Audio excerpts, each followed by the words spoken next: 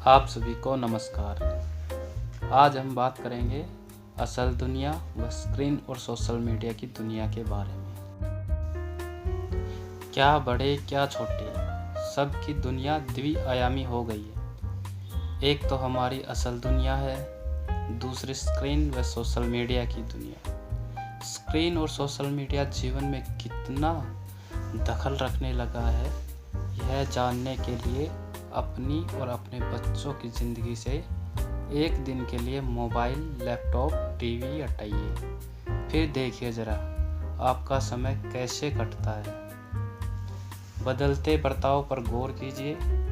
Virtual और screen की दुनिया से हद से ज़्यादा जुड़ाव से सचमुच की ज़िंदगी में क्या कुछ छूट रहा है, इसे जांचिए, आजमाइए और अंतर देखिए।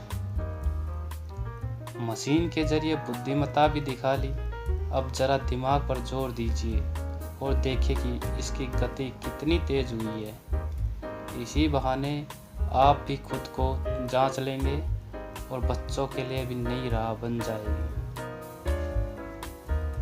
चलिए इस दोहरी जिंदगी के कुछ बुरे परिणामों पर बात करते हैं।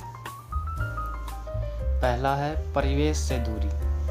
आप और बच्चे घर में मौजूद होते हुए भी घर से दूर हो रहे हैं। लोगों से मेलजोल का मन अब ना बच्चों का रहा है और ना ही बड़ों का। आजकल बुजुर्ग लोग शिकायत करते हैं कि घर में चाहे 10 लोग जमा हो जाए, पर किसी का सिर फोन से उठता ही नहीं।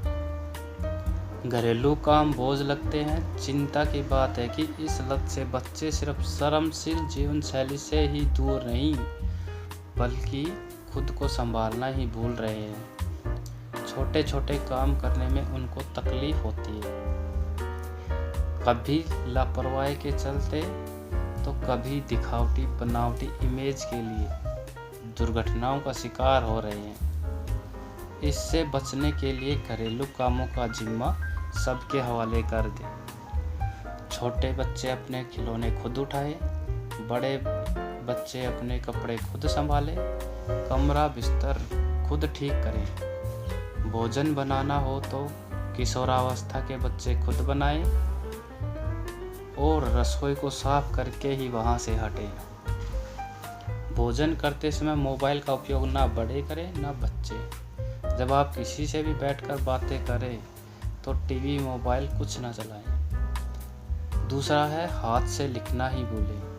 कीबोर्ड पर सरपट दौड़ती उंगलियां कागज पर किस गति से लिख पाती है, जरा देखिए।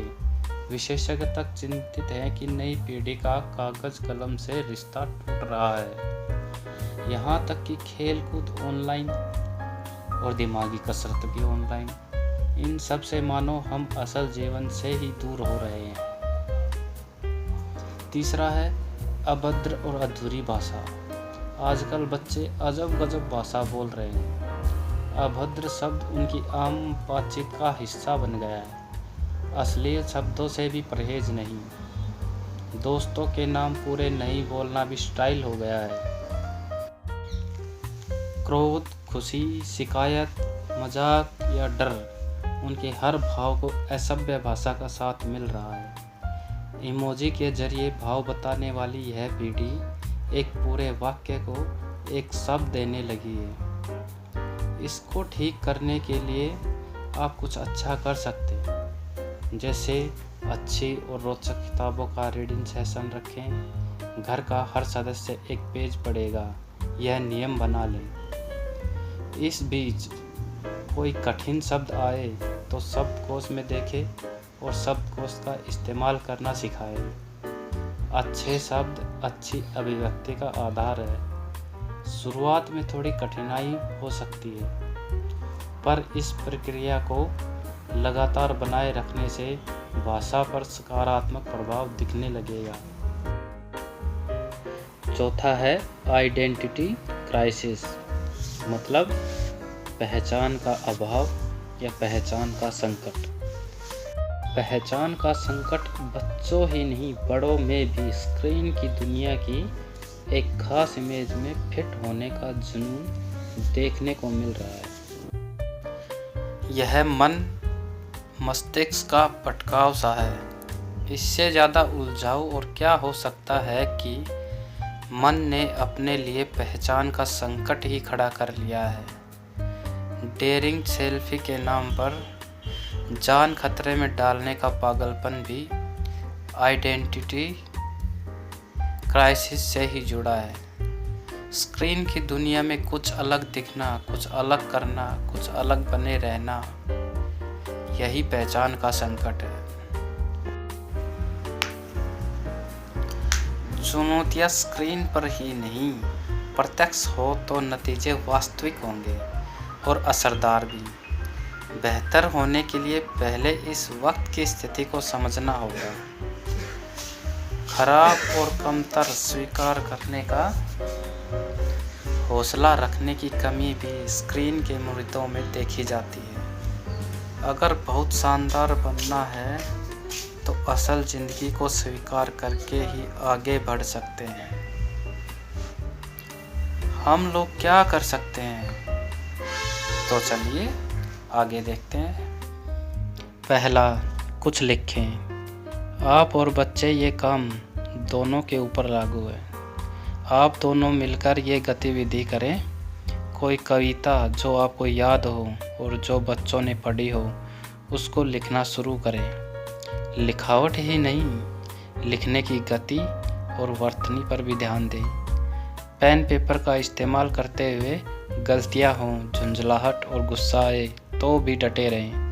जिसने कुछ महीनों या सालों से लिखना छोड़ दिया उसे ये समस्या ज़रूर आएगी। यह केवल उंगलियों की गतिविधि और दिमाग की कसरत नहीं है, बल्कि एकाग्रता, स्मृति और बुद्धिमत्ता की परख भी है। नंबर 2, रेखाचित्र बनाना। अगर आपको और बच्चों को शौक हो तो घर की छत या बालकनी में खड़े होकर किसी पेड़ या इमारत का पेन से स्केच बनाएं। इसमें रुचि ना हो तो स्मृति का खेल खेल सकते हैं। कमरे में बैठकर एक दूसरे से पूछें कि घर की किस दिशा में कौन सा पेड़ है, घर के सामने वाले मकान का क्या रंग है आदि। देखिए तो किसने अपने मोबाइल से सिर उठाकर अपने परिवेश को कितने गौर से देखा है। नंबर 3, पेड़ पौधे व पत्तियों को पहचानें। बच्चों के साथ बाग में जाकर या आसपास देखें कि कितने तरह की पत्तियां आप जुटा सकते हैं। इस काम में थोड़ा समय भी लगेगा और परखने की क्षमता भी। पत्तियों को घर लाकर छोटे बच्चों से उन्हें आकार के अनुसार छोटे से बड़े के क्रम में जमाने को कहें। किशोर है तो उनसे पत्तियों के जरिए पौधों को पहचानने और उनका नाम लिखने को कहें। मैं दावे से बोल सकता हूँ कि यह बड़ों के लिए भी आसान नहीं होगा, खासकर अगर आप शहर में रहते हैं तो। नंबर 4, मिट्टी की मूर्ति बनाएं। बाहर से मिट्टी लेकर आएं। खुद व बच्चों द्वारा उस मिट्टी को कुछ अच्छा स्वरूप दें, जो भी आपको या बच्चों को पसंद है या जो भी हम दैनिक जीवन में देखते हैं। जैसे कोई पशु पक्षी, भगवान आदि की मूर्तियाँ बना सकते हैं। अगर ये सब भी नहीं होता तो अपने मोबाइल की ही मूर्ति बना लें। नंबर 5, मैदान में खेलना। आजकल खेल कूद स्क्रीन पर होने लगा। इन सब से हटकर वास्तविक खेल मैदान में आकर खेलें। इसके लिए आप अपने नज़दीकी मैदान या पार्क में जा सकते हैं और वहां अपने बच्चों के साथ खेलना शुरू करें। खेलना कूदना वाकई आपके और आपके बच्चों के शारीरिक और मानसिक विकास के लिए बेहतर साबित होगा। जरा असल दुनिया की चुनौतियों से खुद को फिर जोड़ें और बच्चों को भी सिखाएं। इससे आप और आपके बच्चे असल दुनिया में अपनी पहचान और काबिलियत साबित कर सकते हैं। ये वीडियो आपको कैसा लगा कृपया कमेंट करके ज़रूर बताइए। वीडियो पूरा देखने के लिए आपका बहुत बहुत धन्यवाद।